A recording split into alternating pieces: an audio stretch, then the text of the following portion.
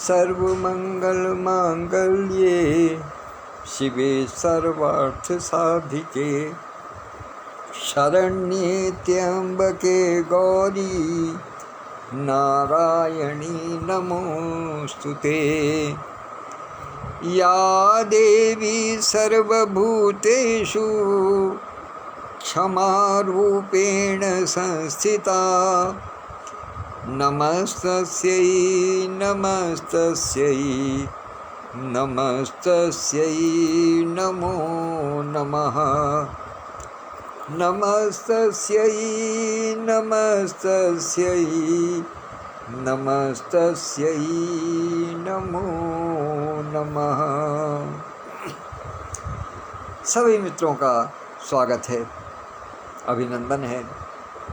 आज प्रातःकालीन उद्बोधन में किसी कारणवश उपस्थित नहीं हो सका। उसकी प्रतिपूर्ति हेतु इस समय आपके समक्ष उपस्थित हूँ। अधिकतर वही बातें होंगी जो सवेरे करनी थी, वही इस समय भी करूँगा और कुछ अपने विचार रखूँगा। कल की रात बहुत ही विशिष्ट रात रही। आज के उद्बोधन में आप देखिएगा विभिन्न रंग मिलेंगे, तो इससे ध्यान दीजिएगा, ध्यान से सुनिएगा कि कल की रात बहुत ही विशिष्ट रही। जैसे कि जीवन में कभी धूप होती है, कभी छाँव होती है। 24 घंटे में दिन भी होता है, रात भी होती है। इसी प्रकार से कल की रात में कहीं किसी को नींद नहीं आई और किसी ने सारी रात स्वप्न देखे। क्या विडंबना है कि जिसको नींद नहीं आई वो तो यही कहता रहा कि नींद भी फुरकत में खा बैठी, ना आने की कसम, ख्वाब में भी देखने का आसरा जाता रहा। और जिसे नींद आई वो स्वप्न में भी अपने प्रिय के दर्शन करता रहा। अपना प्रिय कौन, हमारा प्रिय कौन, आप जानते हैं? अगर आप समझ सके तो बताइएगा कि आखिर हमारा आपका प्रिय कौन है। मित्रों, हमारा आपका प्रिय है ये डॉक्टर सत्या सह सुंदर परिवार का पटल, डॉक्टर सत्या होप टॉक,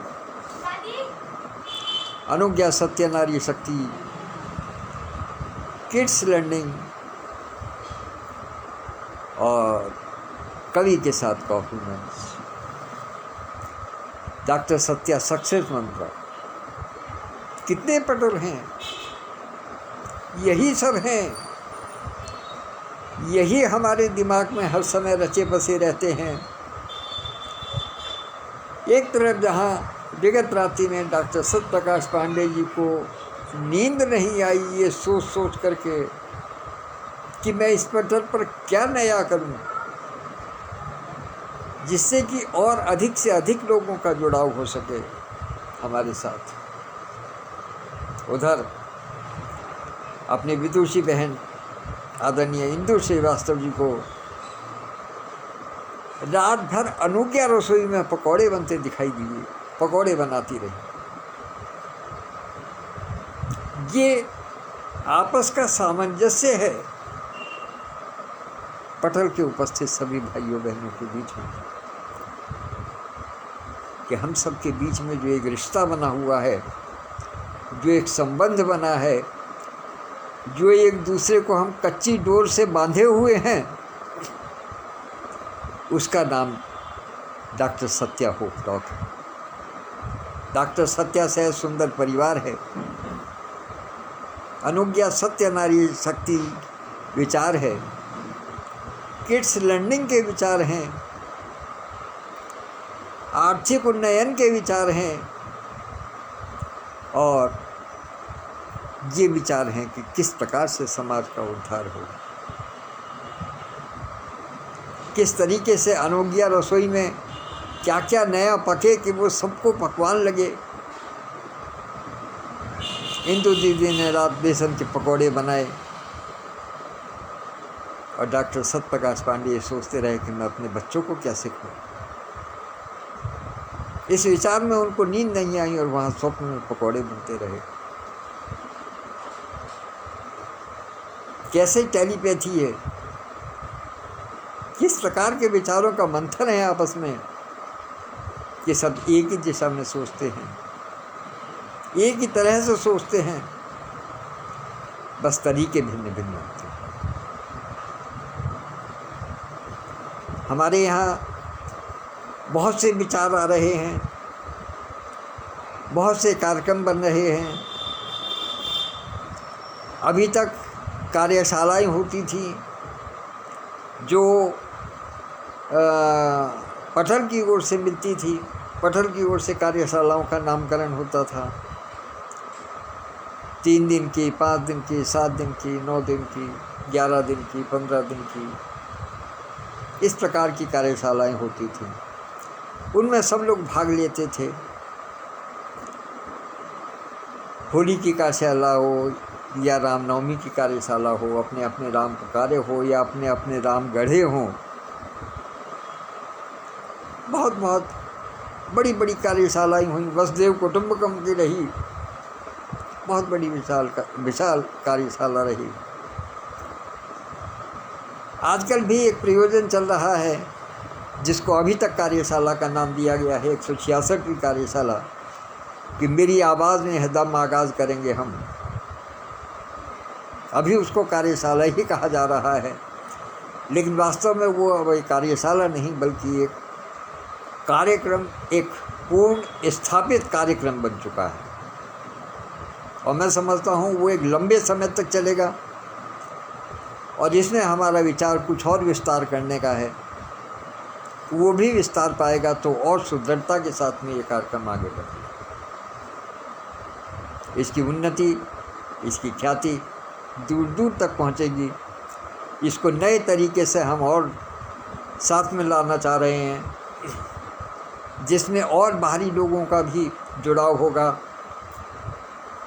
बाहरी मूर्धन्य विद्वानों का भी जुड़ाव होगा, और अपनी मीठ सदस्य तो खैर हैं ही इस पटल के साथ में हर समय। तो वो नए विचार आ रहे हैं। डॉक्टर सत्यप्रकाश पांडे जी हर समय इस सोच में लगे रहते हैं किस प्रकार से समाज का उत्थान हो, क्योंकि जो विचार लेकर के 5 साल पहले चले थे कि हमें शिक्षा का प्रचार प्रसार करना है, क्योंकि वहीं से निकले थे शिक्षा के प्रचार प्रसार के लिए, तो शिक्षा के प्रचार प्रसार को एक बार फिर से प्रारंभ, एक बार फिर बच्चों की उन्नति के लिए, बच्चों के ऊपर केंद्रित कर रहे हैं अपने विचारों को कि उनकी पढ़ाई में किस प्रकार से सहायता दी जा सकती है। आपको स्मरण होगा एक बार डॉक्टर सत्यप्रकाश पांडे जी ने भी बताया था, और एक बार मैं भी इस बात का संदर्भ ले चुका हूँ, लेकिन आज पुनः प्रसंगवश इस बात को बताना चाहता हूँ कि डॉक्टर सत्या से सुंदर परिवार या कहिए या डॉक्टर सत्या होप टॉक की जो मूल भावना है, जो मूल विचार है महामना मदन मोहन मालवीय जी का, वो यही है कि भारत का ही नहीं विश्व का कोई भी बच्चा, कोई भी बालक बिना शिक्षा के ना रहे, चाहे उसके पास स्थिति है शिक्षा प्राप्त करने की या नहीं। महामना ने अपने विश्वविद्यालय में बहुत कम कीमतों पर भी जो ऐसे बच्चे थे जो कि शिक्षा प्राप्त करना चाहते थे, लेकिन उनके पास इतनी व्यवस्थाएं नहीं थी कि वो बड़े खर्चे उठा सकें या पूरे खर्चे उठा सकें, उनके लिए अनुदान दे करके, उनकी फीस कम करके, लगभग नगण्य फीस में उनको पढ़ाई की व्यवस्था की। तो डॉक्टर सत्यप्रकाश पांडे ने, जो कि महामना मानस संतति हैं, मानस संतति हैं जो महामना मदन मोहन मालवीय की, उन्होंने कहा नहीं, हम पटल से निःशुल्क शिक्षा का प्रचार प्रसार करें। तो ये मूल भावना थी इस पटल को स्थापना की, जिसके आज बहुत सारी शाखाएं बन गई हैं। अनेक प्रकार से लोग इसके अंदर जुड़ते चले जा रहे हैं, अपनी प्रतिभा का प्रदर्शन कर रहे हैं। सब जानते हैं कि ये जिस समय ये स्थापना हुई इस पटल की, उस समय लगभग कोरोना काल चल रहा था। तो उस समय ऑनलाइन क्लासेस चल रही थी बच्चों की, तो उसी में हम लोगों का भी सहयोग चलता रहा। लेकिन फिर बाद में ऑनलाइन से ऑफलाइन पे जब बच्चे स्कूल जाने लगे, विद्यालय जाने लगे, कोरोना काल समाप्त हुआ, तो उसके बाद में हम लोगों ने थोड़ा सा एक ब्रेक दिया, क्योंकि बच्चे जब स्कूल में पढ़ेंगे उसके बाद में फिर कोचिंग करेंगे, फिर ट्यूशन पढ़ेंगे, तो फिर उसके बाद में उनके पास समय नहीं बचेगा कि वो हमारे साथ में जुड़ सकें। लेकिन चूँकि ये गैप लंबा होता चला जा रहा था और हम ऐसा अनुभव कर रहे थे कि हम बच्चों को अपने स्तर से अभी कुछ और शिक्षा दे सकते हैं, कुछ और उनके विकास के लिए कोई नई योजना ला सकते हैं, तो इसलिए इस नई योजना को हमने मूर्त रूप प्रदान करने का निश्चय लिया है कि अब चूँकि ग्रीष्मावकाश है, गर्मियों की छुट्टियां अब हैं, इस समय पड़ेंगी कुछ विद्यालयों में, तो इस समय का सदुपयोग उनकी ऑनलाइन क्लासेस में हम करें, और विशेष रूप से इस दौरान हम ऐसे छात्र तैयार करें। शिक्षक तो जो तैयार होंगे सो होंगे ही, शिक्षक तो हमारे बीच में से निकल आएंगे।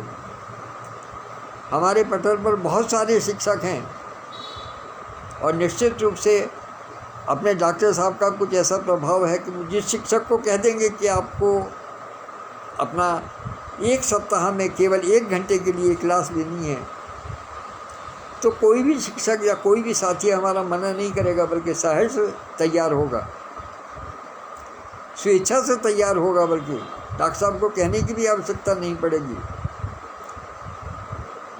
तो हम अब जो हमारा मंतव्य है वो ये है कि हमारे पास तो जो शिक्षक हैं स्वयं वो तो शिक्षा का प्रचार प्रसार कर ही रहे हैं। जो छात्र हमसे सीखेंगे, जिन छात्रों के लिए हम कार्यक्रम करना चाहते हैं, हम उन छात्रों में से कुछ ऐसे हीरे छांट करके रखें जो कि अपने वाचन स्वयं करें। जैसे लेखक होते हैं, उनका अपना कोई प्रसिद्ध छंद होता है। जैसे सब जानते हैं कि मेरा प्रसिद्ध छंद दोहा है। कुछ क्षमा कीजिए, कुछ हमारे साथी हैं जो कि घनाक्षरी लिखते हैं, कुछ हमारे साथी हैं जो कि मुक्त छंद लिखते हैं, छंद मुक्त विधा में लिखते हैं। तो वो कितनी भी कोशिश करें वो अनायास ही उसमें आ जाते हैं। तो इसी प्रकार से कोई ज़रूरी नहीं है कि वो पूरी तरीके से पारंगत ही हो। मैं स्वयं अपने आप को दोहे लगभग प्रतिदिन लिखता हूँ, आते भी हैं आप लोगों के सामने, और कुछ हद तक लिखना सीख भी गया हूँ, लेकिन अभी भी मैं अपने आप को पूर्ण नहीं मानता। मैं जानता हूँ कि अभी बहुत कुछ सीखना है, लेकिन इतना ज़रूर जान गया हूँ कि यदि आवश्यकता पड़ी तो अपने साथ वालों को कुछ थोड़ा सा इस विषय में बता सकता हूँ। तो इसी प्रकार से हम वो छात्र ढूंढ रहे हैं, हम वो छात्र तलाशेंगे जो छात्र हमारे इन कार्यक्रमों में उपस्थित होकर के हमारे जो स्थापित शिक्षक हैं उनसे जो ज्ञान प्राप्त करेंगे उस विषय में, उसके बाद में फिर अपनी पुस्तकों से उसका अध्ययन करेंगे और फिर उसमें से कुछ बिंदु लेकर के, कुछ मूल तत्व निकाल करके फिर हमारे पटल पर आकर के लाइव में आकर के वाचन देंगे। यानी ये एक चेन बनाने का प्रक्रिया है कि पहले स्थापित शिक्षक, फिर उसके बाद में छात्र में से जैसे फिर मॉनिटर चुने जाते थे, इस प्रकार से जो है वो मॉनिटर बन करके उठ करके आएंगे, वो पूरी कक्षा को कंट्रोल करेंगे। फिर वो आगे बढ़ जाएंगे तो और दूसरे छात्रों के पीछे वाले वो मॉनिटर बनेंगे। इस प्रकार से ये चेन, एक श्रृंखला बनती चली जाएगी। और इन गर्मियों की छुट्टियों में ही हम जानते हैं कि हमारे छात्रों में से जो छात्र हमारे इन कक्षाओं में उपस्थित होंगे, जो इनको सुनेंगे, जो इनको जानेंगे, जो कुछ विशेष लाभ लेंगे, वो साथ में वाचन की दिशा में भी आगे बढ़ेंगे और एक अच्छे वक्ता के रूप में, अच्छे वाचनकर्ता के रूप में, एक अच्छे कोच के रूप में वो आगे बढ़ेंगे। जैसे अभी आज ही हमने विशेष देखा है कि हमारे जो डॉक्टर सत्यप्रकाश पांडे जी के जो सुपुत्र हैं प्रिय देवर्ष, वो कक्षा 4 के लिए एक कार्यक्रम देना चाह रहे हैं अभी आज शाम को 6 बजे, फूड एंड हेल्थ पर। तो निश्चित रूप से इस प्रकार से जब उनकी देखा देखी और भी छात्र आएंगे तो उनकी भी प्रतिभा में वृद्धि होगी, उनका भी संकोच मिटेगा पटल पर आने का, और वो भविष्य के वक्ता होंगे, वो प्रवक्ता हो सकते हैं। उनको फिर पढ़ाने में एक बार जब इंटरेस्ट आ जाता है, जब एक बार व्यक्ति को पढ़ाने में इंटरेस्ट आ जाता है, जब आदमी को एक बार बोलने में इंटरेस्ट आ जाता है, तो फिर उसके बाद में उसका दिमाग चारों तरफ से बिंदुओं को खोजता रहता है कि मुझे कहाँ से कौन सा बिंदु उठाना है, कहाँ से क्या करना है। तो ये वाचन की कला अपने आप स्वतः विकसित होगी और फिर निश्चित रूप से जानिएगा कि उनकी उन्नति को वो रोक नहीं सकते। इस प्रकार के कार्यक्रम चलाए जा रहे हैं। ये वो है जो पटल की ओर से चला। एक और कार्यक्रम पटल की ओर से संकल्प लिया जा रहा है इस समय, और उस पर गहन चिंतन मनन हो रहा है कि उसकी किस प्रकार से उसको आगे बढ़ाया जाए। और वो ये कि डॉक्टर सत्या होप टॉक का नाम तो अब समाज में हो गया है, तो उसका एक मूर्त रूप में एक ऑफिस, एक कार्यालय, क्योंकि ऑनलाइन है लिहाजा उसी के अंदर एक स्टूडियो भी हो, लेकिन भौतिक रूप में हो।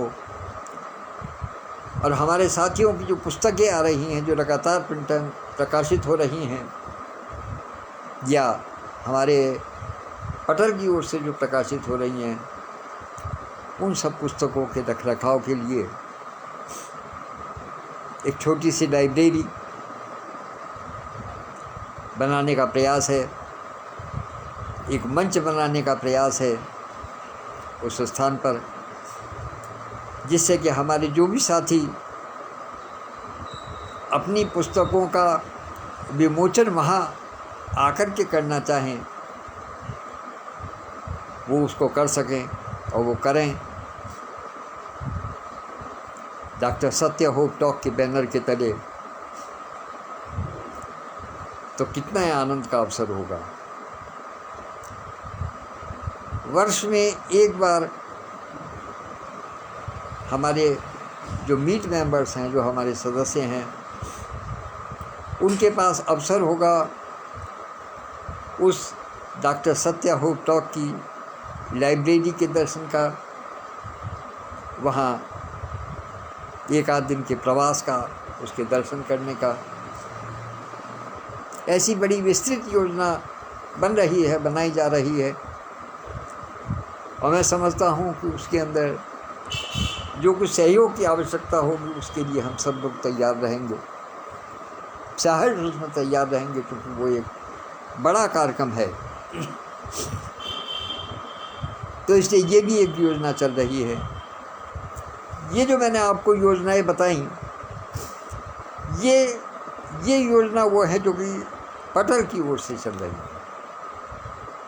अब कुछ मैं उन योजनाओं की बात करता हूँ जो कि हमारे साथी स्वतः स्फूर्त होकर के कर रहे हैं। 25-26 हमारे साथियों के नाम आ गए हैं जिन्होंने अपनी अपनी प्रस्तुतियों के लिए अपने अपने कार्यक्रमों के नाम सुझाए हैं और वो अपनी प्रस्तुतियां दे रहे हैं। उनकी रिपोर्ट भी मेरे पास आ रही है धीरे धीरे करके, यद्यपि अभी तक पूरी तरीके से व्यवस्थित रूप से नहीं आ पा रही है क्योंकि अभी प्रारंभिक स्तर पर है।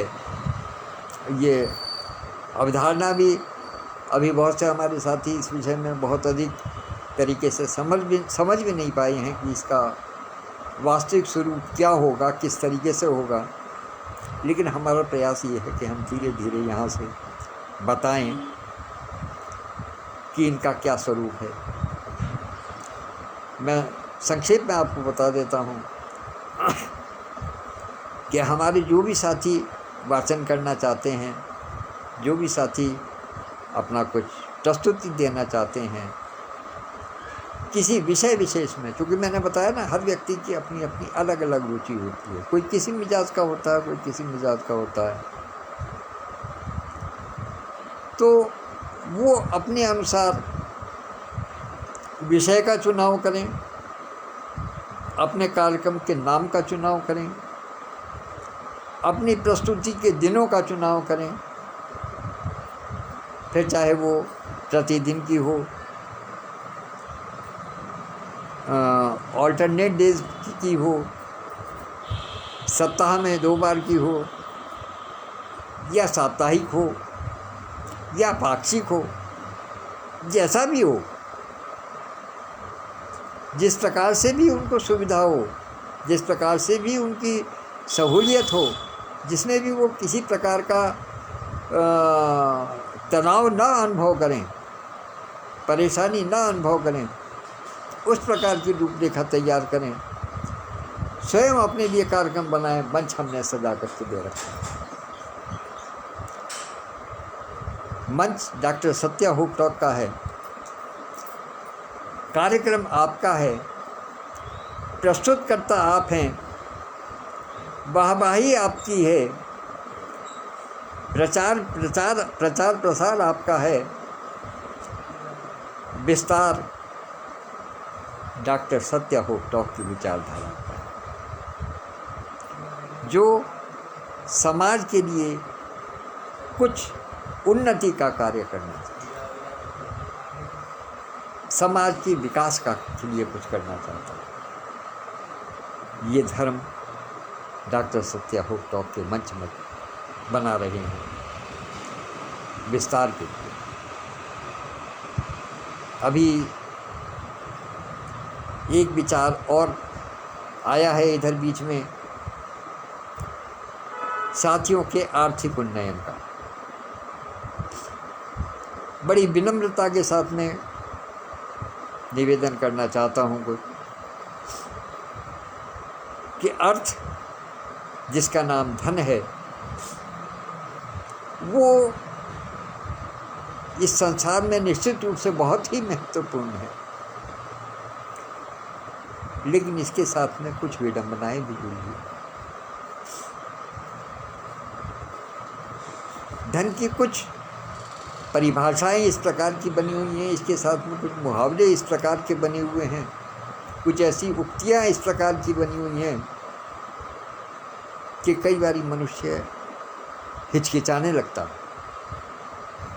जैसे कहा जाता है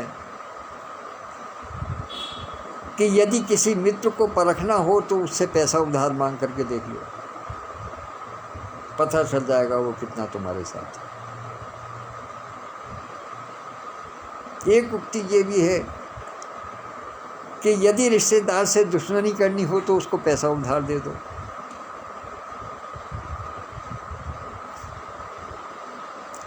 एक उक्ति ये भी है कि दुनिया में सब कुछ मिल सकता है, सब कुछ आसानी से लिया जा सकता है किसी से, लेकिन आजकल किसी की जेब से पैसा निकालना बहुत मुश्किल है। तो पैसा एक अपने आप में बड़ी ही आजकल महत्वपूर्ण चीज़ हो गई है, ख़ास तौर से इस कलयुग में।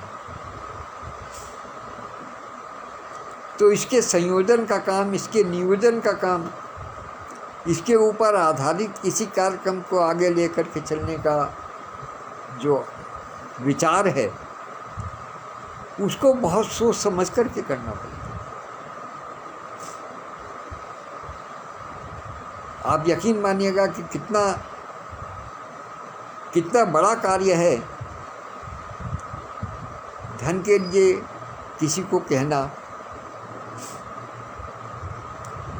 इसके बारे में यदि कोई जानना चाहे तो महामना मदन मोहन मालवीय जी का जीवन काल और उनका परिचय पढ़े, क्योंकि उन्होंने संकल्प लिया था कि मुझे विश्वविद्यालय की स्थापना मांग करके ही करनी है। अपने पास तो उनके पास कुछ था नहीं, उन्होंने पहले ही कुछ नहीं रखा, क्योंकि उन्होंने कभी धन की महत्ता को जाना नहीं। लेकिन इतना बड़ा संकल्प लिया केवल इस चीज़ के लिए कि मुझे मांग करके करना है। और खूबसूरती ये देखेगा कि कितना बड़ा विश्वविद्यालय उन्होंने खड़ा किया केवल समाज के पैसे से। इसी प्रकार से डॉक्टर सत्या होपटॉक का जो मंच सजा है, मीट V5 में जो मेंबरशिप हुई है, 5 साल में, 5 साल का लंबा समय, 5 साल के समय में हमारी मेंबरशिप की संख्या अभी 200 के निकट है। 200 अभी पूर्ण नहीं हुई है।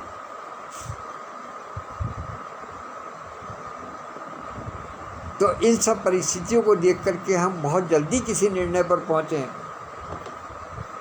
कि हम इस आयोजन को पूरा करेंगे, या हम कोई ऐसा बड़ा आयोजन करें, कोई ऐसी बड़ी व्यवस्था करें, वो बहुत अधिक सरल नहीं है।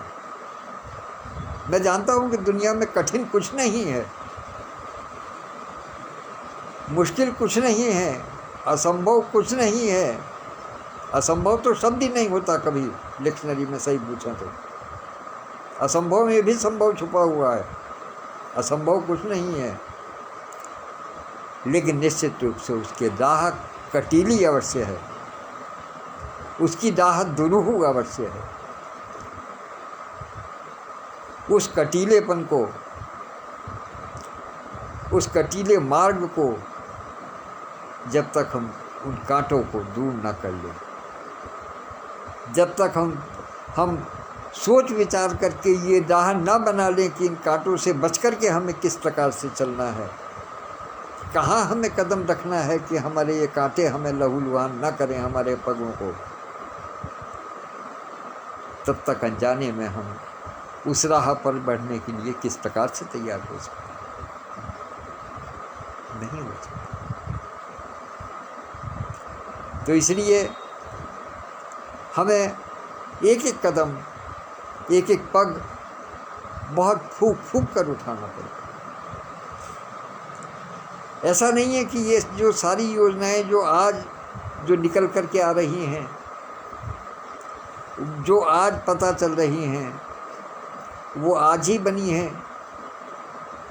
जिस दिन से इस पटल की स्थापना हुई है उसी दिन से ये सारी विचार, ये सारी योजनाएं मन मस्तिष्क में रही हैं, किंतु सबको धीरे धीरे धीरे धीरे करके प्रकाश में लाना पड़ता है। सपेरा भी जिस वक़्त अपनी पिटारी में से नाक को निकालता है तो वो एकदम अचानक से पिटारी नहीं खोल देता,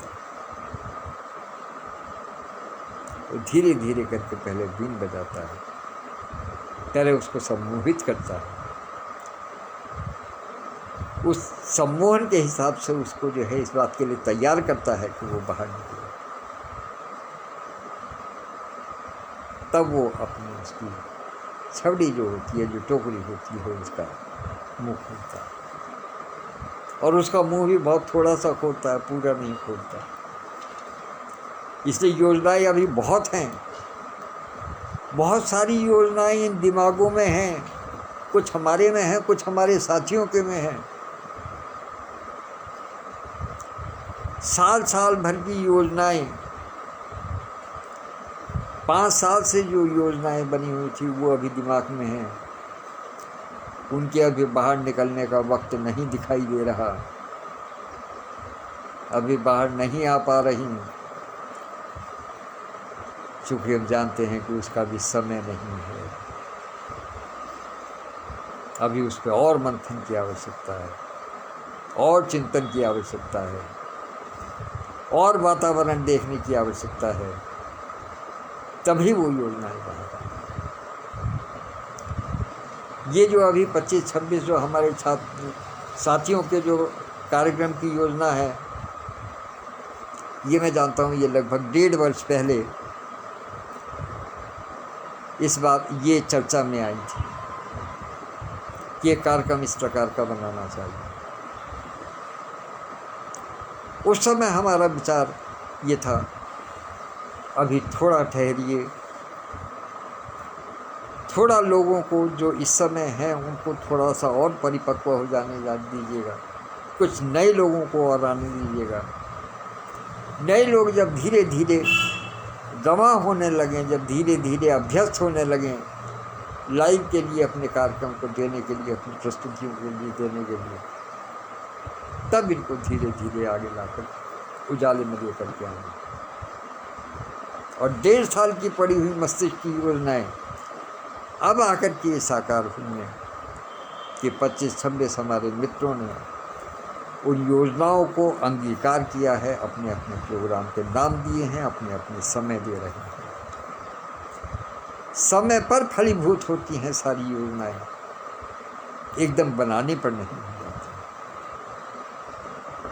इसलिए हमारे मित्रों से अनुरोध है कि यदि किसी भी प्रकार की योजनाएं किसी भी हमारे साथी के मन में हैं, पठन से संबंधित या पठन के बाहर से संबंधित, ये बिल्कुल एक सार्वजनिक रूप से मैं एक सार्वभौमिक सत्य के रूप में बता रहा हूँ कि जो भी योजनाएं मन मस्तिष्क में किसी के भी हैं, हमारे साथी हों, हमारे जानकार हों या न जानकार हों, लेकिन इसको एक सैद्धांतिक रूप में स्वीकार कीजिएगा कि कभी भी उत्पन्न हुई तुरंत योजनाओं को धरातल पर लाने का प्रयास न करना है। उन पर पूरी तरीके से सोच विचार कर लें, उनके लिए पूरी तरीके से वातावरण बना लें, तभी वो योजनाएं फलीभूत होंगी, तभी वो साकार रूप ले सकेंगी और तभी उनका क्रियान्वयन सही ढंग से होगा, क्योंकि आवश्यक है। आप जानते हैं कि जब एक हिरन छलांग मारता है कहीं, तो उसके पिछले पैर जमीन पर होते हैं, वो पिछले पैर जमीन से जोड़ लगा करके उछलता है। एक समय ऐसा आता है कि उसके चारों पैर हवा में होते हैं, लेकिन उसे पता होता है कि आगे वो जहाँ जा रहा है, जो उसका लक्ष्य है, वहाँ पर लक्ष्य प्राप्ति के बाद में पैर उसके पुनः धरती पर होंगे, ये उसका पता है, तभी वो छलांग मारता है। यदि उसे ये पता हो कि जहाँ मुझे जाना है, जहाँ के लिए मैंने छलांग की है, वहाँ धरती नहीं है, तो वो तो डूब ही जाएगा। इसलिए ज़रूरी है कि जहाँ से चलें वहाँ भी धरती हो, और जहाँ पहुँचना है वहाँ भी धरती हो, अर्थात सॉलिड हो, पूर्ण धरातल हो, ठोस हो, जहाँ के हमारे पैर टिक सकें, जहाँ हमारे पैरों का टिकना आवश्यक है। इसलिए किसी ने कहा है कि खूब ऊंचे उड़ो, उड़ान जितनी मर्जी हो उतनी ऊंची लो, लेकिन ये ध्यान रहे कि पैर जमीन पर टिके रहें, अन्यथा अभिमान आ जाएगा, और अभिमान हमेशा नाश करता है, हमेशा पतन का कारण होता है। तो इसलिए उठने में कोई बुराई नहीं है, लेकिन अपनी धरातल को कभी नहीं छोड़ना चाहिए। आज एक विशेष सूचना मैं और आपको दे देना चाहता हूँ। अभी मैंने देखा कि आदरणीय डॉक्टर सत्यप्रकाश पांडे जी इस समय अपनी ससुराल में हैं, अपने सास ससुर के साथ में, अपने ससुराली बंधुओं के साथ में इस कार्यक्रम को देख रहे हैं। और निश्चित रूप से 6 बजे का जो सबसे सजन वाला कार्यक्रम है, उसकी सूचना मुझे प्राप्त हो चुकी है और मैं आप लोगों को भी दे रहा हूं कि आज वो कार्यक्रम 6:30 बजे से होगा। जिन हमारे साथियों ने अभी तक अपनी रचनाएं नहीं दी हैं, उनके ऑडियो नहीं दिए हैं, वो कृपया शीघ्रतापूर्वक मेरे पास पहुंचा दें, ताकि कार्यक्रम में उनको समाहित किया जा सके, उनको सुना जा सके। तो आज इन्हीं शब्दों के साथ में मैं अपनी वाणी को विराम देता हूं और प्रयास करता हूं कि हमारे सभी साथी विशेष ध्यान रखेंगे अपने नई विचारधारा का, नई बातों का।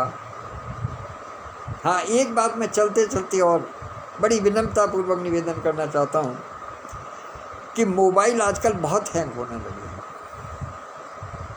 कृपया कोई भी साथी इसको अपने उस पर ना लें, व्यक्तिगत तौर पर अपने ऊपर ना लें। ये सभी के लिए सामान्य रूप से बात है। मैं एक पोस्ट लिख रहा था, लेकिन लिखते लिखते किसी और काम में व्यस्त हो गया तो वो अधूरी रह गई। कल मैं समझता हूँ उस पोस्ट को डालूँगा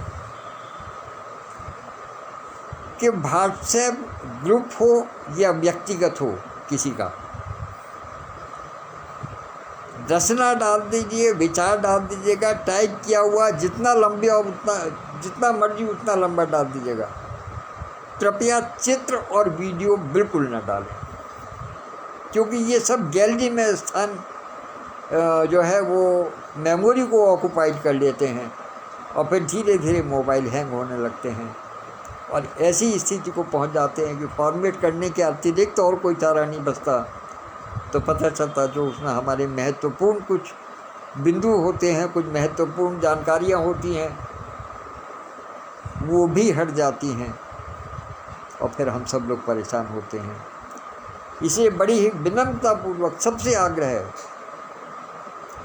चाहे वो हमारे साथी हैं नहीं हैं, मित्र हैं नहीं हैं, मुझे पसंद करते हैं नहीं करते हैं, कोई दिक्कत नहीं है। चाहे इसे कठोर माने, चाहे इसे विनती माने, चाहे इसको किसी भी तरीके से ले लें, लेकिन मेहरबानी करके कोई फ़ोटो या वीडियो व्हाट्सएप पर न डालें। अपने मोबाइल के स्वास्थ्य के लिए भी और जिसके पास पहुंच रहे हैं उसके मोबाइल के स्वास्थ्य के लिए भी। और एक सबसे बड़ी बात और, एक और विशेष बात कहना चाहता हूँ, इस पर मैं समझता हूँ हो सकता है किसी का ध्यान ना भी गया हो।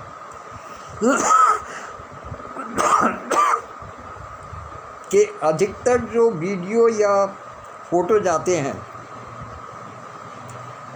वो किसी न किसी देवी देवता के होते हैं। हमें जब कभी अपना मोबाइल साफ़ करना पड़ता है तो मैं केवल अपनी बात नहीं करता, मैं जितने सभी हमारे साथी हैं सभी की बात करता हूँ, जितने भी हैं सभी को कहता हूँ, उनको जब भी कभी अपने मोबाइल में स्पेस क्रिएट करना होता है तो वो सारे फ़ोटोओं को डिलीट करते हैं। उनमें वो भी फ़ोटो होते हैं जो कि भगवान के होते हैं, जो हमारे इष्ट देव के होते हैं, जो देवी देवताओं के होते हैं, जिनकी हम दिन रात पूजा करते हैं, उनको भी हम मजबूरी में डिलीट करना पड़ता है। तो मैं तो सनातन विचारधारा का हूँ भाई साहब, मुझे तो ये लगता है कि ये हमारे हाथ से क्यों पाप कराया जा रहा है। हम अपने भगवान को अपने पास से स्वयं अपने हाथ से हटा रहे हैं और उसके लिए मजबूर हो रहे हैं, तो क्यों ऐसी मजबूरी किसी के सामने रखी जाए। इसे एक बार फिर से बड़ी विनम्रतापूर्वक हाथ जोड़ के प्रार्थना है, केवल फॉरवर्डेड मैसेज ही नहीं, किसी भी प्रकार का चित्र या वीडियो व्हाट्सएप पर मत डालिएगा। आपको दिखाना है, बहुत पसंद है, फेसबुक पर खूब डालिएगा, कोई वहाँ किसी प्रकार की कोई दिक्कत नहीं है। एक नहीं, दो नहीं, 10 वीडियो डालिएगा, 10 चित्र डालिएगा, कोई परेशानी नहीं है, लेकिन मेहरबानी करके व्हाट्सएप को पकड़ दीजिएगा, बड़ी विनती है आपसे। और इन्हीं शब्दों के साथ मैं आज अपनी वाणी को विराम देता हूँ, चूँकि दूसरे कार्यक्रम का समय हो रहा है। और इस समय उपस्थिति के लिए आदरणीय यति शर्मा दीदी, आदरणीय विधुभूषण भाई साहब, डॉक्टर सत्यप्रकाश पांडे जी और डॉक्टर इंदिरा गुप्ता यथार्थ दीदी, भाई तीर्थदेव सरल जी और डॉक्टर सत्यप्रकाश पांडे जी, सब लोगों की उपस्थिति को सादर नमन करता हूँ।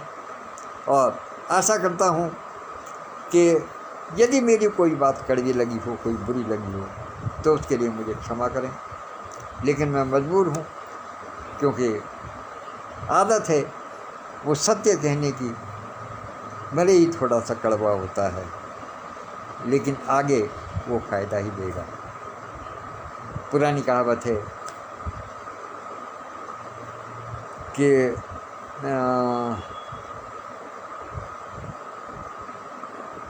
बड़ों के पता नहीं क्या था, कि बड़ों की डांट और आंवले का खाया और पीछे से स्वाद आया।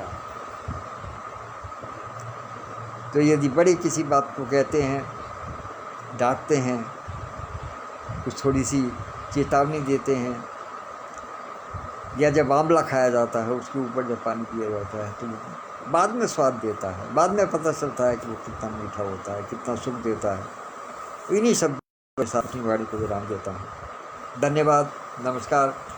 जिन्होंने नेपथ्य में सुना उनके लिए भी बहुत बहुत आदर का भाव मेरे मन में है। डॉक्टर सत्यप्रकाश पांडे जी की अक्सर उनके सास ससुर इन वाचनों को सुनते हैं। मैं उनसे कभी मिल नहीं पाया, लेकिन फिर भी मेरे मन में उनके प्रति आदर भाव पूरा है, बराबर से है। उनको सादर प्रणाम निवेदित करता हूँ और अपने सभी साथियों को नमस्कार करता हूँ। कल पुनः उपस्थित होऊंगा, तब तक के लिए नमस्कार, धन्यवाद।